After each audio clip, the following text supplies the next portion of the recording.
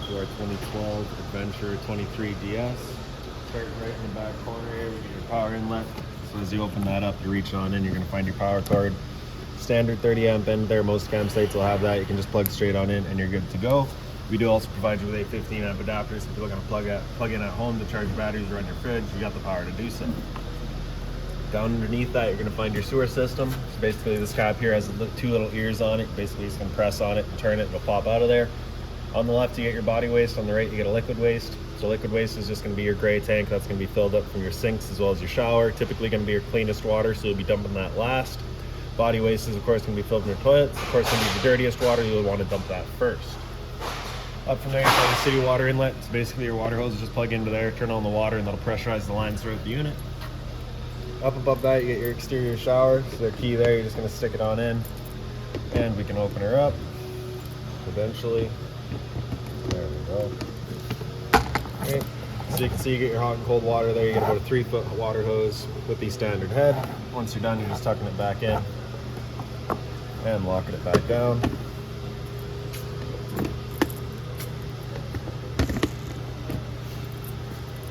Another step forward and you see you got your fuel inlet there.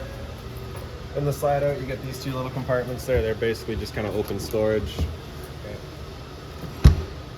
Same thing up front here.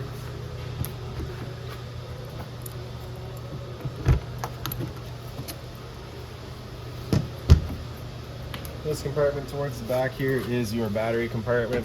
So as that opens up, you can see you get your batteries here. They're just on this slider, so you basically pick it up, pull it on out, and they just slide out with it. Of course, making sure you've got that locked. Ahead from there, you get your sewer hose holder. So you open that up and you can see you get your sewer hose there. It pulls straight on out. You get the same two ears on it there that your sewer hose cap will have. So again, just attaches the same way, turn it on until it clicks into place. Right here is the generator access. So as you open that up, you do get your generator right here. All your controls for turning this down are just inside of the unit. Then around the front.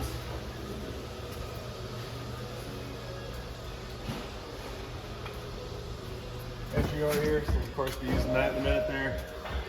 Stove vent right here, so of course propane stove is putting off fumes whenever you use it, so just make sure that your fan inside is turned on. This flap here opened up, allowing any fumes to get shot out. Above that's your porch light. Hot water tank here, pop that open. So before turning it on, you just want to hit this relief valve right here. You get a little bit of water would come out, just letting you know that tank is full.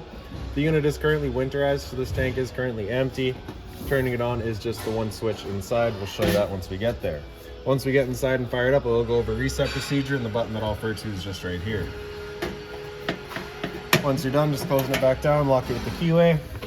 Underneath there, we get your propane inlet. So you got your valve right here. You're just going to turn that counterclockwise all the way, and that's it opened up. Once you're done, just clockwise to lock it back down. Exhaust for your furnace here, so if you're ever running your furnace, just make sure it's not blocked off. It does get hot. Vent for your fridge there, nothing really back there for you to worry about. Right here's your fresh water inlet. So same key's just going to pop into there, open it up. You get that cap there, your water hose will stick into there, turn on the water, fills up your fresh water tank.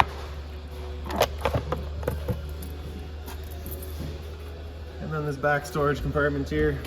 So as you open it up, you get the little finger over on the left side there, holds it open for you. And you can see it's pretty well just open storage. You get that rear access as well. A little light over on the front corner there. And then this compartment here, if you slide that open, you can see that valve right there. If we open that up, that is your fresh water tank and drain. Then you have the carry-out table here, a little bit of storage down underneath it. And here you're also going to find your water hose, and that water hose is the park adapter I was telling you about. It's your 30 amp short cord into there, 15 to a standard outlet.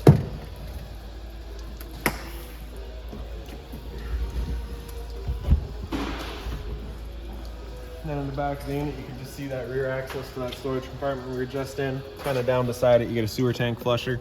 So you may notice over time, after having gone and dumped your black tank, your monitor panel still reading 1/3 or 2/3, whatever it may be.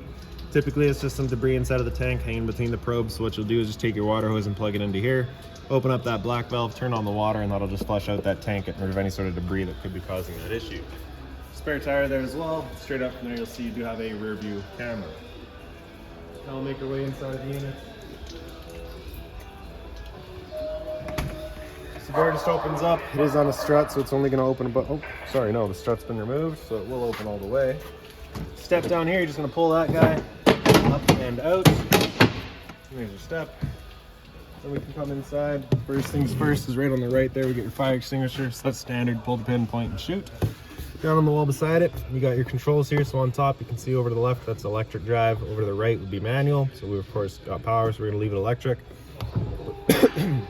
Excuse me. Press and hold out, and that slide will make its way out. Once that slide's fully extended, it's just gonna stop in place.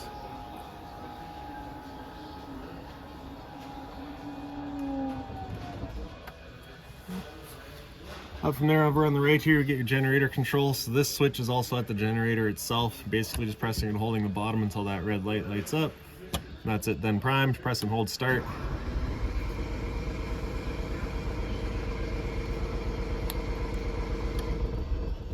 So we'll just keep on priming it.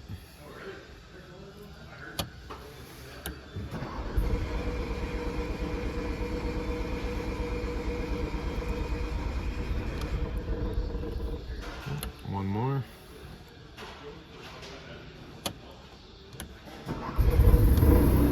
And there we go. Okay. So once you're done, you just be pressing stop. That'll then turn it off. Simple as that. Two light switches over on the side here. The one on the right will do your kitchen light. The one on the left is your porch light outside. Then inside, up around this front compartment here, you can see the customer's already got a couple of their accessories in here.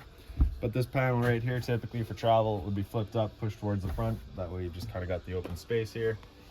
Over at the head of the bed area, you do have little storage compartments. Same thing in the back there. Little light up here is on a switch. So that is a dual function switch. So if you have it over to the one side there, you can see just the one light turns on. If you have it over to the other, both lights will turn on. You do have that light throughout the unit. There is also a roof vent up front here, so you can just kind of open that up and get yourself some fresh air. Throughout the unit, the lights are just all on that switch where they've got the two lights there. Into the kitchen, you get your microwave at the top here, pretty standard, just like home. Down below that, you get your range vent, so you get a light here as well as your fan. So that's that fan that you want turned on with that flap outside opened up. Stove cover just lifts on up. Then you're gonna press that knob in, turn it over to light, hit it with the igniter. You do have to press the knob in just to get it lit up the first time there.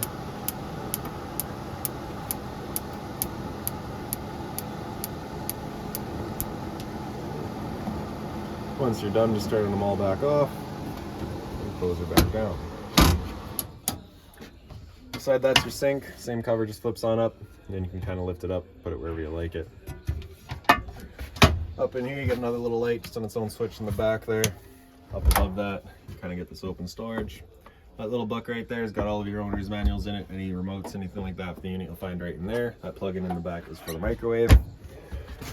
All the storage down below it all.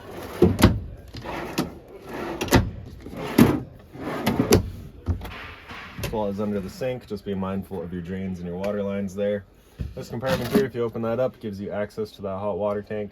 So if you're looking to winterize or summerize the unit yourself, it's right down in here. Kind of up above this compartment on the left here, you got your water heater control. So you just turn that switch on, that red light there will come on, letting you know the ignition sequence will start. Once that sequence is started, that light will go out. It's going to try that 3 times. If after the third try it hasn't fired up, this light's going to come on and stay on. At that point, you'll be going out using that reset button that we'd shown you.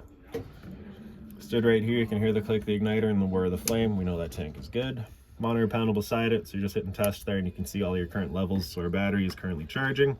Then you get all your tank levels there. Pump right in the middle there, you turn that switch on, turns on your water pump, drawing out of your fresh tank to pressurize your lines. Little storage bin over underneath the fridge here. Beside it is your LP detector. Propane's heavier than air. It sits on the floor. This guy detects it and starts going off just like a smoke detector would. Up above that, you get your fridge. It's the power button on the left there with it close to flush. That's it turned on. The button on the right there, over flush. That's it running on gas. With it, close to flush is running on auto. Auto is first going to be looking for AC power. If AC power is taken away, it'll automatically flip over to gas. If you're out boondocking and you want it running solely on gas, you're going to have that button come out over flush, and then it'll fire up just on gas. If you were to ever get that check light there, it's just letting you know it hasn't fired up. At that point, just off and back on to reset it. Freezer up top, fridge down below. Temp selection is just this slider in the back here. Just kind of sits in place. In the bedroom here, you have your little light up there, just on its own switch. Those two lights in the back are on this left switch here. I've tried to find what this right switch does, but I cannot find it, sorry. Emergency exit here is signified by the red handles. So basically you're just taking those, pulling those in, swinging the window out, hopping on out. And all your storage across the top here as well. Same open storage in the back. You do also get a roof vent here as well. Previous owner did leave that little cushion in there just to kind of eliminate any sort of light. And you also have that curtain there to close it all off. Over on the wall here, you get your smoke detector, or is that CO2? That is CO2, sorry. So carbon monoxide basically neutralizes with air, mixes with it. This guy detects it, start going off just like a smoke detector, simply because you can't smell it. Down below that is your thermostat. So this is what's going to be running your furnace. So with this slider on top there, over to the left, that's it then turned on. Slider on the right, or on the bottom here, is your temp selection. All the way over to the right is going to be max heat. All the way over to the left, max cool. Temp selection anywhere in between. Furnace will be moving its air through a bunch of these little portals that you got throughout the unit. Got one up in the bathroom here as well. Once you're done, just bring that slider over to the right. You hear it click, and that's it then turned off. In the bathroom, the light switch is over on the left there. The light switch on the right is your ceiling fan. For that fan, you just want to open up that vent, ensure any sort of air is getting pulled out. Medicine cabinet here. Down underneath that, we get your sink, hot and cold water. Of course, this is also for your shower. So basically, you just take this slider here and pull it up, and that's your shower. Push it down for sink. GFI protected outlet on the side, test on the bottom, reset on top. So if you ever have outlets that don't work, it's the first thing you should check. Little toilet paper dispenser. A bit more storage down underneath it. Again, being mindful of your drains and your water lines. And then right behind me here, your shower. You get your standard head and hose. As simple as that. Some closet and pantry space here, and all the drawer space as well.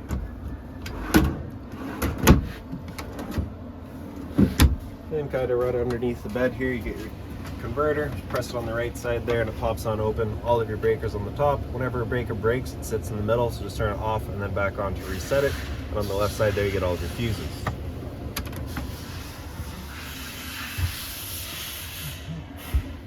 And in the slide out, you get your dinette here. Of course, you get your 2 seats there. You do also have these seat belts in the seats, so these can be occupied for travel. Storage across the top there. And then this table here, basically you're picking up the end. Nope.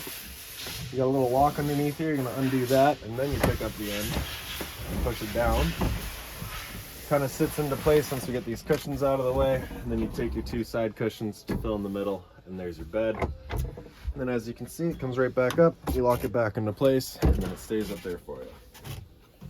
Lastly, you got a bit of storage underneath your 2 dinettes. And actually, lastly is your air conditioner. Sorry, so on the left side here, you get 2 fan controls. You get low, and then high. So that's just moving air. There's no cooling involved. Once you get down into low cool, that's where you'll have the compressor cut in and out as needed. Moving the high fan all the time. Same thing in high cool, just the high fan all the time. Temp selection over on the side here. Typically, you're just going to be leaving that in max cool just to achieve your temperature. You can see that it does have the option for heat here. The air conditioner does not have a heat pump installed because we've got a dedicated furnace, so heat will not work. Now that is about it for this unit. So if you've got any other questions on it, please feel free to give us a call, 204-237-7272.